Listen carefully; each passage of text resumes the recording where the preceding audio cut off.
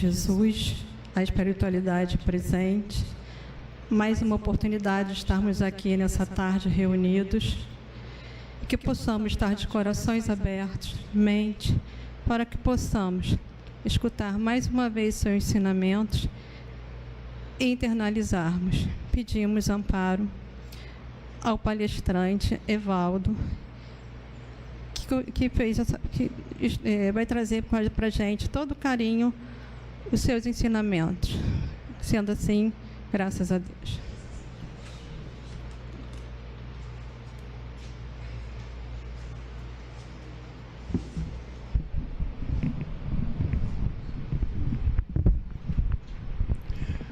Que a paz bendita de Jesus, o olhar amoroso de Maria de Nazaré, aqueça nossos corações, para que a gente possa guardar no nosso íntimo a proposta que o Evangelho, que Jesus nos traz na nossa corriqueira vida material. Pode. É que ele tem ciúme do microfone. Todo mundo que mexe, ele vem, ele ajeita mesmo. Olha só, a palestrante de hoje teve alguma dificuldade e não estará presente, ou até agora não chegou, é uma jovem, Bianca, e aí alguém tem que fazer o estudo. O Felipe não quis fazer, aí passou para minha responsabilidade. E o objetivo do estudo aqui não é fazer um estudo aonde existe uma carga muito forte de emoção, de ensinamento, de nada disso. Aqui a nossa proposta é um bate-papo, embora apenas com balançar de cabeça sim ou não, mas é um bate-papo onde a gente tentará trazer assim, uma tarde agradável para todos nós. Porque o Evangelho de Jesus, creiam, não é novidade para nós. Nós somos espíritos que renovamos a nossa passagem pela vida física milenarmente. E em vários momentos de nossa trajetória nós temos contato com o Evangelho de Jesus. A nossa dificuldade não é o ensinamento do Evangelho, mas a aplicabilidade dele na nossa vida. Jesus fala para nós, né? Os meus discípulos serão reconhecidos por muitos se amarem. E quando eu tenho dificuldade de amar o meu próximo, eu estou demonstrando que ainda não internalizei os ensinos do Mestre. Mas a proposta é, pelo menos pela repetição dos ensinos de Jesus, algo de bom eu guardar no meu íntimo. Porque o que nós ouvimos ou o que nós falamos, ele serve para atingir a nossa intelectualidade.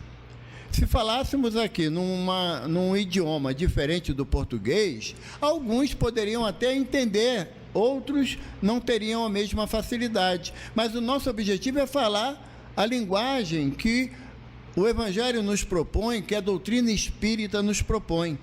Quando nós falamos do capítulo 16, que é não se deve servir a Deus e a Mamon, temos ainda muita dúvida de identificar o que seja Deus, porque Mamon a gente conhece com sobra. Mamon são todos os atrativos materiais que eu carrego na minha existência.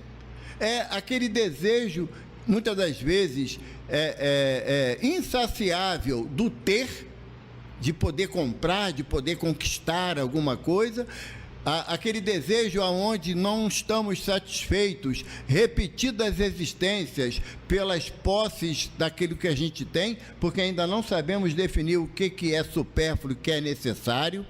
Temos muita dificuldade nesse entendimento, porque o supérfluo e o necessário depende da avaliação de cada um.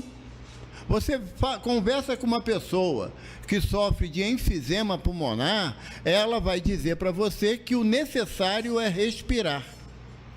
E aquele que não tem nenhuma dificuldade respiratória, ele diz que respira porque tem que respirar, mas não faz falta nenhuma para ele. Por quê? Porque é o entendimento daquele momento que você está vivenciando. Você chega perto de alguém que acabou de conquistar a sua casa própria, com muito esforço, como a maioria de nós conseguimos, e você fala que a casa própria é algo supérfluo, porque você, quando desencarnar, não vai levar a casa com você. Normalmente quem assim fala é quem já tem a casa própria. Porque por já ter conquistado aquele objetivo, acha que é um desperdício a pessoa gastar energia em busca disso, que afinal de contas eu já tenho a minha casa própria, não faz diferença nenhuma daquele que não tem, que mora de aluguel. Nós sabemos que não é bem assim. Então, essa ideação acerca do que é Deus e do que é Mamon passa, na maioria das vezes, por esse corredor estreito do necessário e do supérfluo. Quando eu tenho dificuldade dessa identificação, eu estou dizendo que o que é de Deus é algo subjetivo, algo que não é palpável. O que é de Mamon, não. Mamon é coisa material mesmo, densa mesmo. Não é? E não é assim. A grande encrenca nossa é essa. Porque muitas das vezes o que é de Mamon é o desejo desenfreado da vingança. Sabe? De retrucar uma situação que você não aceita. Então, você está indo pelo viés do enfrentamento. Isso é coisa de Mamon, coisa do corpo físico. Agora, o que é algo de Deus é a questão do perdão e do arrependimento. Aí é algo divino, que ainda o Evaldo tem muita dificuldade de absorver esse ensinamento. Porque na proposta do Evangelho, até estávamos falando antes no curso, na proposta do Evangelho, quando Jesus propõe a Pedro perdoar não 7 vezes, mas 70 vezes 7, e quando Pedro propõe ao mestre, meu irmão pecou contra mim, eu perdoar ele 7 vezes está bom? Essa pergunta de Pedro é uma pergunta com objetivos não explícitos, que para o povo hebreu, o número 7 significa perfeição. Deus fez o mundo em 6 dias, não está assim lá na Gênesis?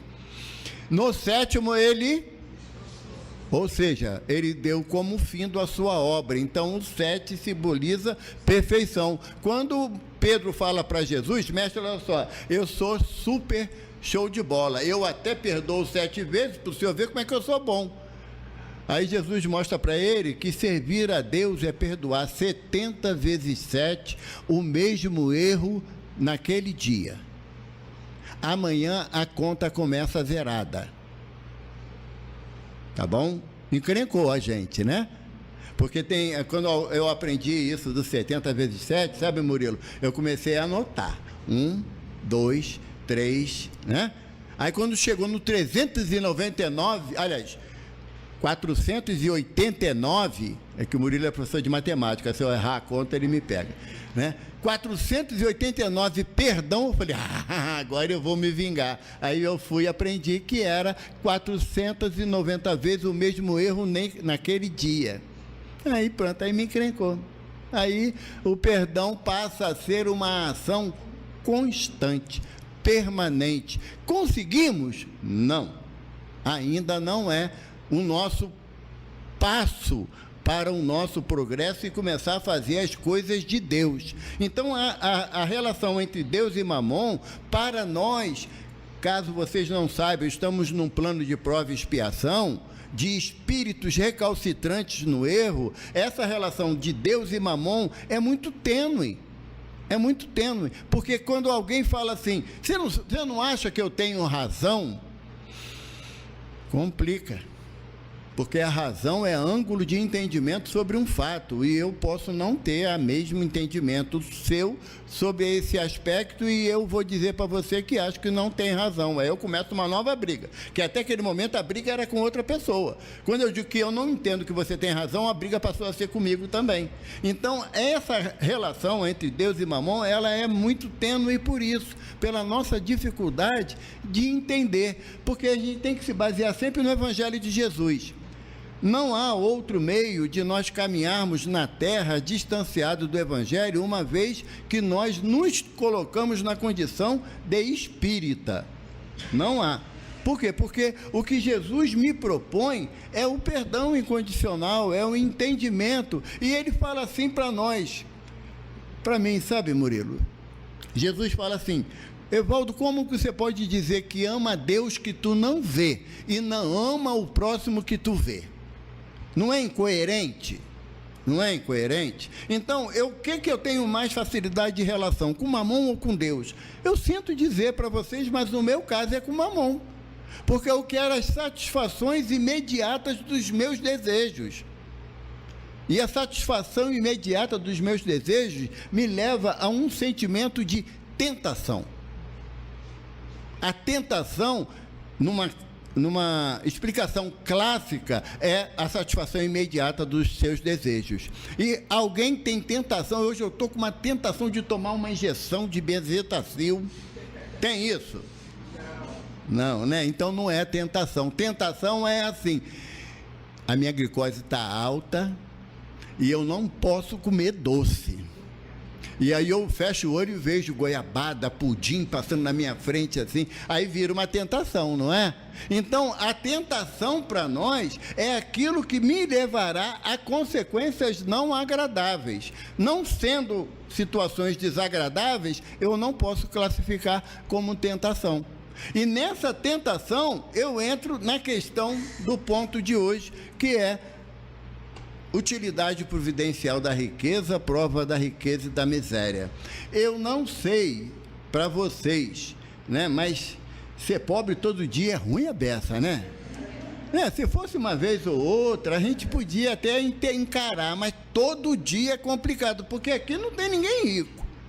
Não tem ninguém, na acepção do termo de riqueza, não teria tempo de estar aqui conosco, desfrutando da proposta do estudo do Evangelho. Por quê? Porque a riqueza, ela cria determinados agentes de necessidade que nos impede de realizar, às vezes, atitudes mínimas.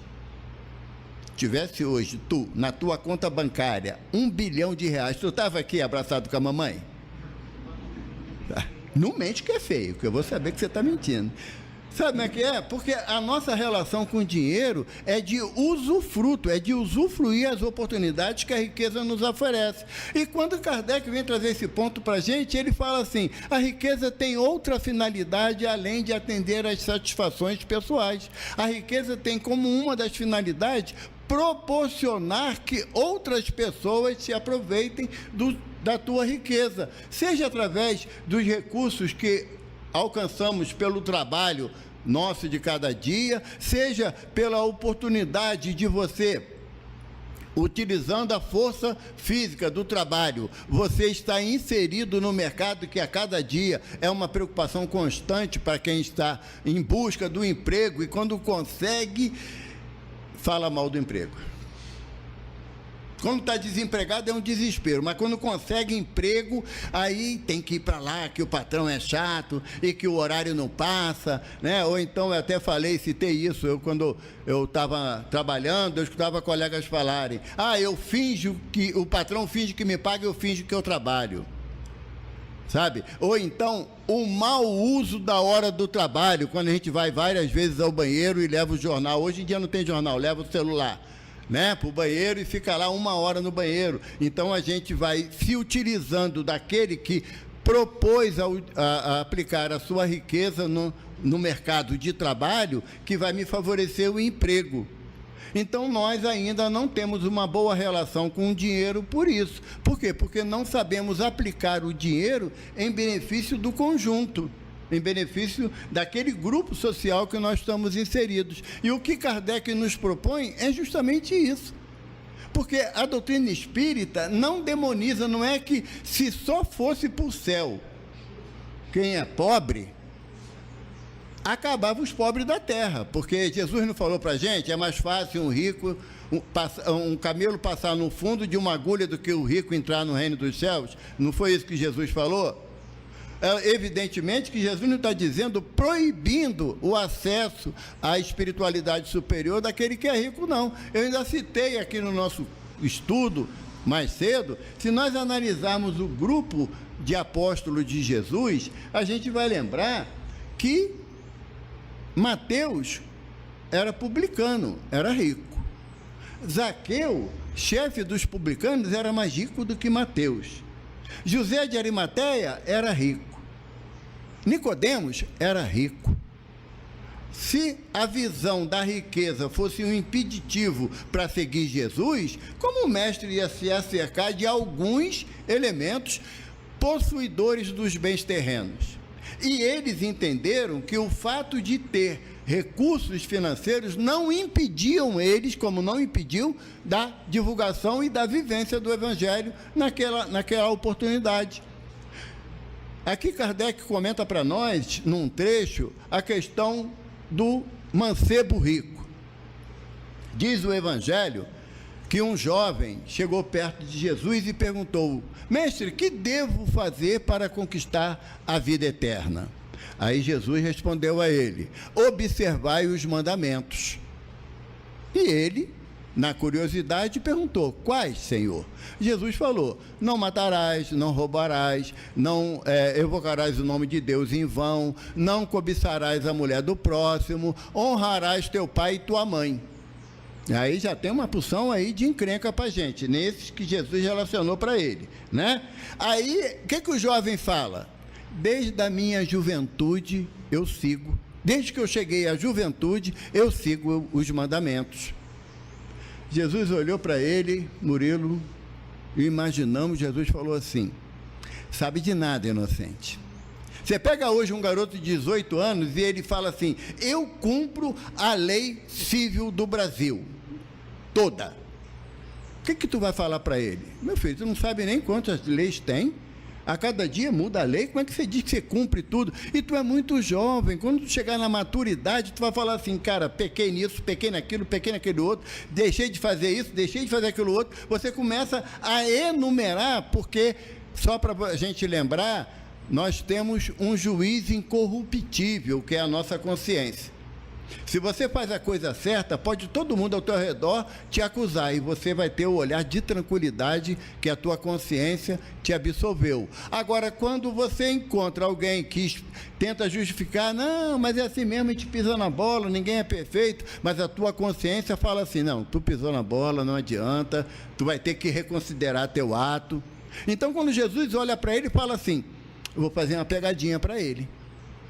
Vai, vende tudo que tens, doa aos pobres e conquistarás um tesouro no céu. Depois vem e segue-me.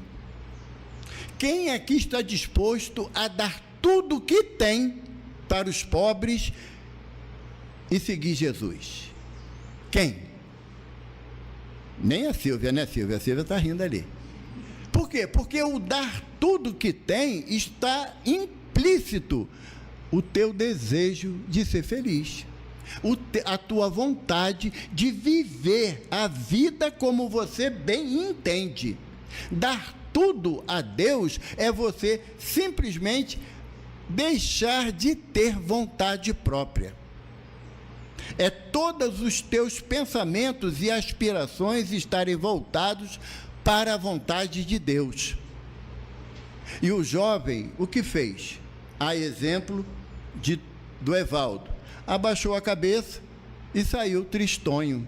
Por quê? Porque a proposta de Jesus, ela é inatingível? Não, não é. O mestre não propõe algo que não consigamos alcançar, porque Jesus, ele é o exemplo de amor que Deus nos fornece. Ninguém nos ama mais do que Jesus, só o Pai. Porque Jesus conhece a intimidade da gente. Lá em Eclesiastes diz que o Messias conhece a humanidade pelo nome, assim como Deus conhece as estrelas do universo pelo nome. Olha que identificação, né, com Jesus. Jesus sabe de todas as nossas necessidades, todas mesmo. Então, quando ele propõe: venda tudo que você tem e doa aos pobres, Jesus está falando assim: analisa se você tem a posse do tesouro ou o tesouro que te possui. Se você é dono do dinheiro ou o dinheiro que é seu dono. É essa correlação que Jesus nos chama à avaliação. Porque muitas das vezes a gente deixa de proporcionar a alguém que a gente ama uma alegria, porque a gente vai gastar dinheiro para isso. E o jovem, a exemplo de muitos de nós, não tinha a possibilidade de desfazer-se de tudo. O evangelista até coloca um adendo, porque Jesus sabia que ele tinha grandes haveres. E era mesmo, era um rapaz, um jovem rico mesmo. Mas mesmo que não fosse rico, fosse um trabalhador, né, na sua luta cotidiana, teria condições de abrir mão de tudo? Não. É muito... O único que eu, na minha análise ainda tão carente ainda, o único que me vem à mente nessa possibilidade é Francisco de Assis. A gente conhece a história de Francisco de Assis, né? Francisco Bernardone, filho de Pedro Bernardone, um comerciante de tecidos na região da Úmbria, muito rico mesmo, a ponto de ser amigo de reis daquela região. E quando Francisco, atendendo o chamado de Deus, um jovem de 19 anos, preso porque participou de uma guerra, porque naquela época era onda participar de guerra, sabe? Ainda mais um jovem bonito, né? Rico, musculoso, tu ia se perder lá também, que tu ia para a guerra, tá? Não tem jeito não. Não é que é um garoto bonito, garoto novo, podia ser meu filho, né? Mas só tem menina, mas fazer o quê? Mas Francisco foi para a guerra, ficou preso, e o pai teve que pagar o peso dele a ouro, o peso dele em ouro, para tê-lo de volta. E ele, na prisão, ele escutou aquela mensagem: Francisco, reconstrua a minha igreja. E ele falou: opa, reconstruir igreja não é usufruir da riqueza da terra, né? Conquistar terras, mulheres, nada disso. Construir a igreja de Deus é trabalhoso pra caramba. Por quê? Porque na região de Assis tinha a igreja de São Cosme e São Damião, que estava em frangalhos, tinha só algumas paredes, não tinha sequer missa lá. Ele volta para Assis, e na proposta dele de reconstruir a igreja, ele precisava do material base da construção, que era pedra. O que ele fez? Começou a pedir esmola em pedra. Tinha um companheiro de calçada que pedia dinheiro, e ele falava: me dê uma pedra, pelo amor de Deus. E aí o pai dele, passando, se sentiu envergonhado por aquela situação, não é? A pessoa, nós que olhamos tanto os irmãos com dificuldade do crack, e aí eu sempre falo isso porque eu falo do meu coração, tá, gente? E eu sei que eu sou repetitivo nesse aspecto, mas o meu coração dói quando eu escuto alguém falar que é cracudo, sabe? Porque se fosse meu filho, eu não queria esse adjetivo. Eu ia dizer que era um dependente químico, um garoto muito bom, mas que se perdeu nas ilusões da vida. Do meu filho eu falaria assim. Então eu falo deles da mesma forma. Então, já pensou, você de repente olha seu filho nessa condição? Será que você teria coragem de abençoá-lo e de dizer que o ama, apesar da situação trágica que ele está vivendo? É uma pergunta íntima, cada um tem a sua resposta. Mas quando o pai de Francisco passou, viu ele sentado na calçada, do lado de um mendigo, o mendigo pedia dinheiro, ele pedia pedra, falou: é um maldito, eu não te reconheço mais como filho. Francisco levantou em meio à praça, porque era uma figura conhecida, tanto o pai quanto ele. No meio da praça, Francisco, na simbologia, eu estava escutando de um padre franciscano falar, sabe, Murilo, que a simbologia do ato de Francisco de tirar a roupa, que diz assim, né? A lição diz que ele tirou a roupa, ficou nu e disse para o pai: a partir de hoje nem o teu nome mais eu carrego, me chamarei Francisco de Assis, porque até a túnica que eu tenho te pertence. É simbólico, ele não ficou nu, não. É um espírito consciente, não ia provocar o escândalo, porque Jesus alerta que o escândalo é necessário, mas ai daquele por quem vier o escândalo. Então, Francisco, na simbologia da ação, ele tirou todo o contato que ele tinha com o pai, com Pedro Bernardone. E todas as vezes que o pai passava e o amaldiçoava, ele pedia ao companheiro de calçada, né? quando meu pai passar a me amaldiçoar, você pode me abençoar? Aí o cara, tá bom. O pai passava, maldito tu és. Aí o companheiro de calçada, Deus te abençoe. Porque Francisco diz que a bênção chega mais rápido que a maldição. Então ele estava sempre tranquilo, que apesar do pai não conhecê-lo, a ponto de respeitar a sua decisão, ele tinha as bênçãos de Deus. Que eu conheço, é o único que abriu mão de tudo. Ele não podia vender porque não era dele, era do pai, a riqueza, mas ele abriu mão de tudo, porque o mestre falou, se quiseres vir após mim, negue a ti mesmo. Estamos dispostos a negar o nosso orgulho, a nossa vaidade, a nossa prepotência? Será que estamos preparados para isso? Largar a mão de nós para seguir a Jesus? Se quiser vir após mim, negue a ti mesmo, tome a tua cruz e segue-me. A hora que chegarmos ao entendimento que essa proposta do mestre é você optar por Deus e não mais por Mamon, começamos uma trajetória de libertação moral e espiritual. É gradativa, é um caminho lento, mas, embora lento, pedregoso, mas um caminho que nos levará a um local de felicidade.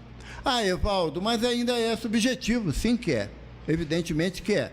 Porque estamos num plano de prova e expiação, como eu disse, e nós vivemos mais os anseios da vida material do que da vida espiritual. Quando você está em qualquer situação e alguém lhe faz um desagravo, dá uma bronca em você, o nosso ímpeto natural é a resposta, é retribuir a agressão. Para o cristão, seria o quê? Se teu irmão te ofende, te injuria, te calunia, ora Deus por ele. Ainda não consigo fazer isso, mas o meu propósito é chegar a esse estágio. Então, se eu conseguir entender isso, a riqueza não será um fardo para mim, e a pobreza também não. Se o rico, ele tende a ser mais egoísta, mais perdulário, ou seja, não dá valor porque ele é rico, o pobre também entra num processo de revolta. Entra num processo de recusa da paternidade de Deus em função daquilo que ele não tem e o outro tem. Muitas das vezes, eu falei isso hoje à tarde, nós reclamamos do que nós não temos, mas não agradecemos aquilo que nós já possuímos. Estava até brincando, né? Você faz uma macarronada, sabe, Felipe? De carne moída ou qualquer outro ingrediente, e aí não tem queijo ralado. Macarronada sem queijo ralado não dá. Então você compra 1 quilo de queijo ralado e não come a macarronada, come só o queijo ralado. Porque a nossa ânsia de reclamação, de duvidar de que Deus é realmente Pai de todos nós, está em cima daquilo que a gente não tem. E a gente esquece de analisar aquilo que já temos, seja na vida material, seja na vida espiritual. Quantos de nós, botar um tempinho assim, há 20 anos atrás, tá bom, Dani? 20 anos atrás? Tu era um bebezinho, bebezinho, né? Mas há 20 anos atrás, quem de nós estaríamos reunidos num sábado à tarde para ouvir falar do Evangelho de Jesus? Nem eu. Não é só você não, Ana, eu também já estava na pista, sabe? Por quê? Porque os valores vão mudando, os entendimentos vão mudando a partir das experiências que vamos adquirindo. Hoje, se alguém me chamar para ir no Rock in Rio, eu vou fazer prece por ele, porque eu não posso xingar, eu posso fazer prece, né? Eu vou fazer prece por ele, porque não tem mais atrativo para mim essas circunstâncias. Nesse aspecto, e apenas nesse aspecto, eu escolho Deus, só nesse. Fora do Rock in Rio, eu fico na dúvida. Por quê? Porque eu ainda tenho muita fragilidade de entendimento dessa proposta do Evangelho de Jesus. Quando Jesus fala naquela situação de dar a César o que é de César, a Deus o que é de Deus, quando Jesus fala para nós de quem é a esfinge que está na moeda? De César, Senhor. Então, dai a César o que é de César e a Deus o que é de Deus. A César, dar o que é de César, nós sabemos de cor e salteado. IPTU, IPVA, água, luz, telefone, gás. Não, acabou o dinheiro já, né? Eu sei. Né? A nossa percepção é muito clara. E aí, quando chega a parte de Deus, o que é? Não é vir para cá assistir palestra, não, gente. Isso não resolve o problema de ninguém, não. O que resolve o nosso problema é interiorizar aquilo que o Evangelho me propõe. E dar a parte de Deus é quando eu tenho vontade de discutir e eu me calo. Quando eu quero gritar que eu tenho razão e eu entendo que eu quero é ser feliz, não quero ter razão. Chico, mentor da nossa casa, ele trabalhava na época na Fazenda Modelo, lá em Pedro Leopoldo, e o horário dele era de 7 da manhã às 6 da tarde, de segunda a sexta. E muitas pessoas iam procurar ele para conversar, para pedir uma ajuda, e o patrão dele, o chefe dele imediato, falou: Chico, está errado isso. Aqui é local de trabalho, você tem que vir para cá. Ele era escriturário, né, do Ministério da Agricultura. Você veio para cá para trabalhar, não é para ficar atendendo as pessoas aqui no teu horário de trabalho. Quando chegar alguém te procurando, eu vou pedir o porteiro para avisar que você está lá no pasto, vendo um cavalo, um boi, vendo alguma coisa fora da sede, porque você não pode atender ninguém. Chico, muito disciplinado, concordou. E chegou uma irmã lá, por volta de 2 horas da tarde, querendo falar com o Chico. O porteiro falou o quê? Que ele estava no pasto, vendo alguma coisa. E ela saiu resmungando. Chegou na cidade de Pedro Leopoldo, foi na casa de André Luiz, não é o mentor de nosso lar, não, é o irmão do Chico, tá? Que era sapateiro.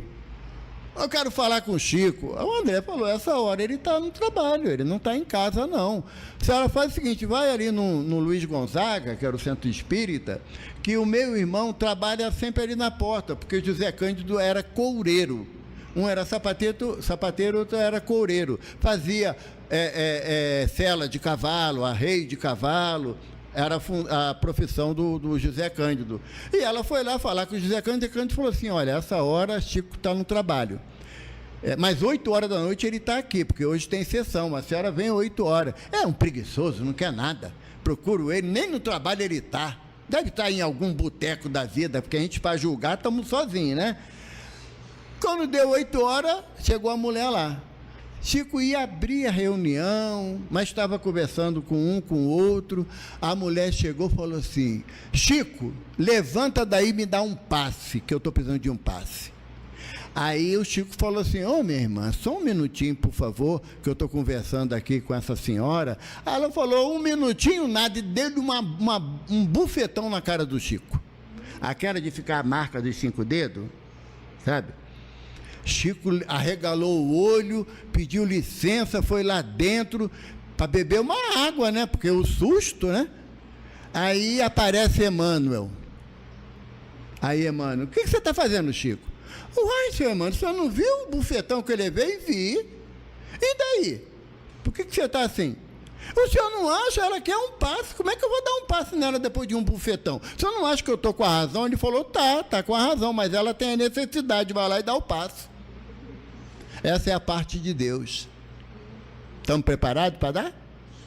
Porque às vezes a gente está em casa, a esposa olha para a gente atravessada, a gente já pensa um monte de coisa, não tem coragem de falar, mas pensa, né? Ou então o marido fala qualquer coisa para a mulher já acabou a alegria do dia dela, porque aí começa sabe aquela família Adams com aquela nuvem escura, cheia de trovão ali, raios, às vezes a nossa mente assim se transforma. Por quê? Porque nós lutamos permanentemente contra a situação de escolhermos entre Deus e Mamon. A riqueza é um fator, como a pobreza também é outro fator. Mas a nossa maior dificuldade é identificar o que eu posso fazer de útil para o próximo dentro da minha riqueza e dentro da minha pobreza. Porque tem um ensino popular que diz que ninguém é rico o suficiente que de nada precise, e nem tão pobre que não tenha nada para dar.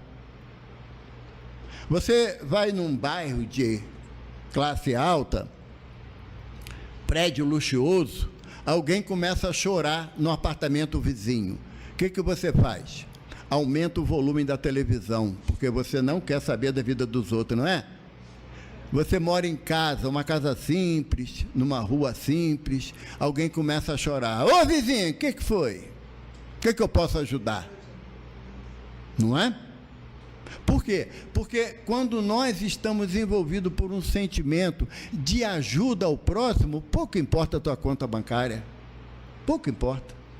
Conversávamos mais cedo a figura de Ayrton Senna, que só soubemos qual era o trabalho social que ele desenvolvia depois que ele desencarnou.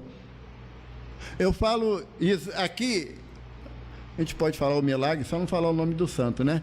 Aqui na Cidade de Deus, tem um casal de empresários, marido e mulher, que eles ajudam 200 crianças aqui, com alimentação, escola e material escolar. 200 crianças. Vai passar 300 vezes ali, tu não vai saber quem é.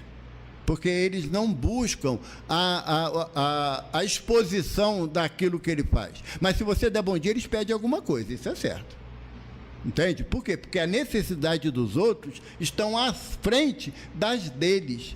Porque várias vezes eles saíram de casa de madrugada para pegar uma criança e levar para o hospital que estava passando mal e a mãe não tinha dinheiro da passagem.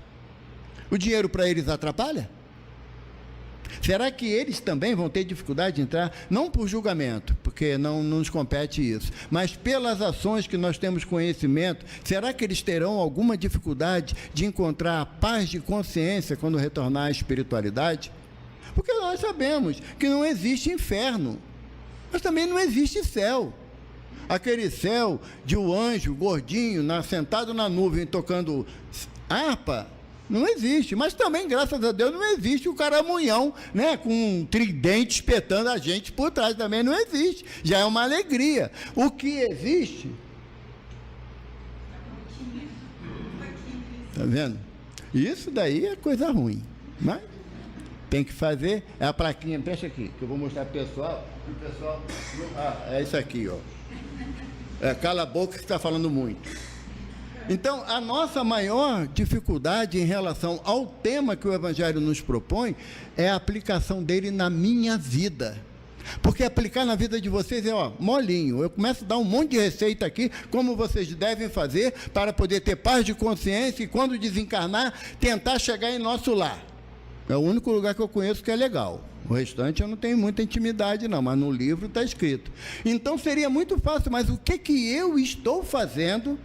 Quais são os bens que eu estou abrindo mão no meu íntimo para que eu alcance aquilo que se chama paz de consciência? Qual é? Falei ainda há pouco da questão da felicidade e da razão. E foi uma proposta que eu recebi alguns anos atrás, sabe? Olha para o espelho. O que você quer?